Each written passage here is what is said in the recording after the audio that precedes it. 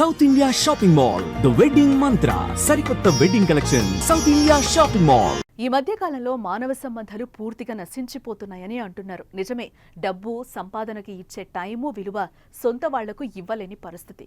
చిన్న చిన్న విషయాలకే తీవ్ర మనస్తాపానికి గురి కావటం, క్షణికావేశంలో తప్పులు చేయడం ఎక్కడో అక్కడ చూస్తూనే ఉన్నా.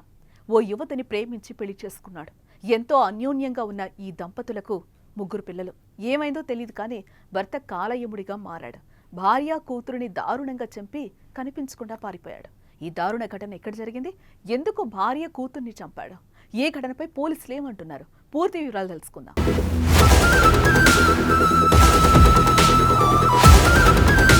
ఉత్తరప్రదేశ్లోని ఆగ్రా జిల్లాలో తల్లి కుమార్తె హత్య తీవ్ర కలకలమే సృష్టించింది.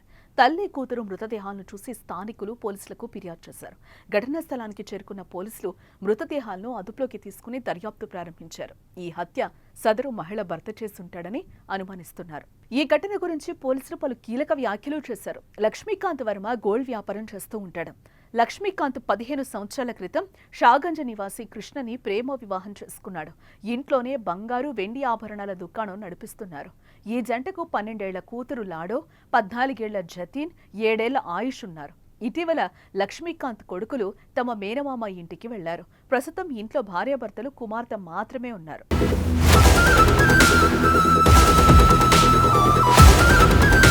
మంగళవారం మధ్యాహ్నం 12 గంటల ప్రాంతంలో తరుణ్ వర్మ వ్యక్తి మార్కెట్కి వెళ్లేందుకు లక్ష్మీకాంత్ని బైక్ అడిగేందుకు ఇంటికెళ్లాడు.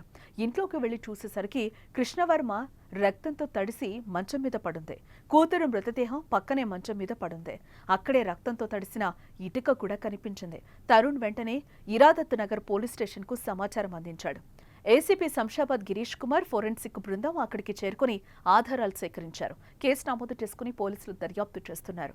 హత్య తర్వాత భర్త కనిపించకుండా పోవడంతో అతనిపై అనుమానాలు వ్యక్తం చేస్తున్నారు పోలీసులు.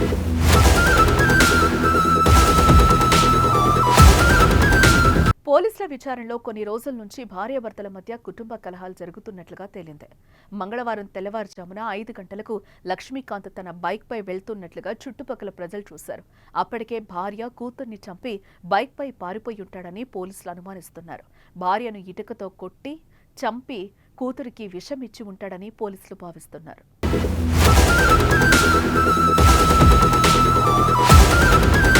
హత్యకు ముందే పగడ్బందీగా ప్లాన్ చేశాడు లక్ష్మీకాంత్. ఇంటి ముందు ఉన్న సీసీ కెమెరా, ఇంట్లో సీసీ కెమెరా పనిచేయకుండా ఆపేశాడు. రికార్డింగ్ సోమవారం ఉదయం వరకు మాత్రమే ఉంది. సంఘటన గురించి సమాచారం అందగానే కొడుకులు, అత్తామామలు ఇంటికి చేరుకుని కన్నీరు మున్నీరయ్యారు. కుటుంబ కలహాల కారణంగానే ఈ హత్య చేశాడా, వేరే ఇతర కారణాలు ఏవైనా ఉన్నాయా అన్న కోణంలో పోలీసులు దర్యాప్తు చేస్తున్నారు. ఎంతో హ్యాపీగా ఉన్న కుటుంబంలో ఇంత దారుణం చోటు చేసుకుంటుందని ఊహించలేకపోతున్నామని స్థానికులు కన్నీరు పెట్టుకున్నారు.